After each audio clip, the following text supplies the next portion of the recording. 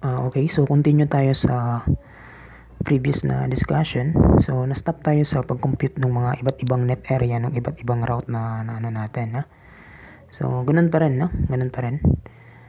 So, yung mangyayari lang dito is pipili ka lang ng smallest area.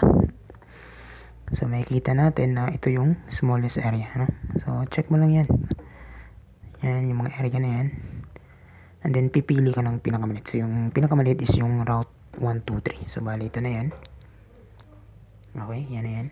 Next is i-check natin to sa 0.85 nung gross area kasi voltage splice plate tayo na.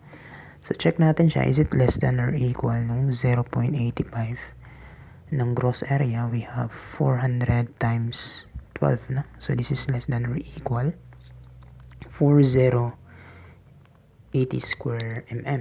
Okay? So ibig sabihin, okay to. So ito na yung gagamitin natin. Okay? So yan na din yung sagot for letter B. So punta tayo sa letter C.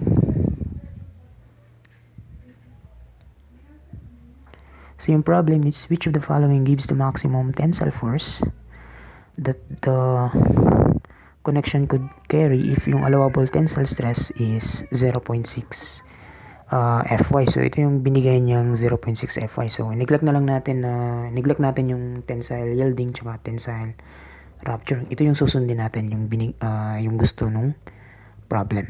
Okay? So 0.6 na lang siya for gross tsaka sa net. So since yung mag-govern automatic yung net kasi yung pinakamalit yung pipiliin mo. So for letter C, in order to be safe, kailangan lang yung actual tensile stress must be equal to allowable tensile stress. So let's say yan yung FT. So we have tensile force times the area net must be less than or equal nung yung allowable tensile stress niya is 0.6 daw nung Fy. So ito yung gusto niyang ipagamit sa examiner. Okay? So ito yung gagamitin natin din.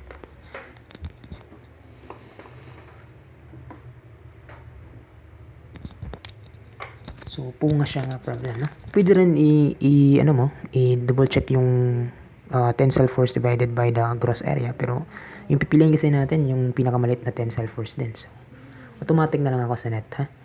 So, yung tensile force is just equal to 0.6 nung Fy times the area net. So, we have now 0.6 nung Fy, which is 248. And then we have 3623.04.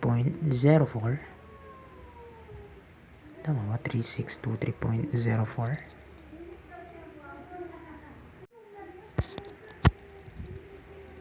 Okay, so kumpitin natin yan. 3623.04. Okay, divide ko na lang ng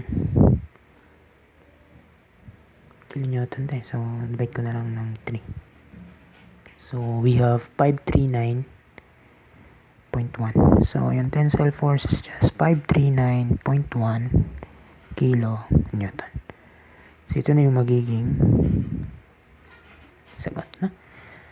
So, ulitin ko lang bakit 0.6 Fy kasi yan yung gustong ipagamit sa atin nung problem. Kaya siya yung gagamitin natin. Sige, so yun lang guys. So, continue na lang tayo sa next pa ng mga videos. Thank you.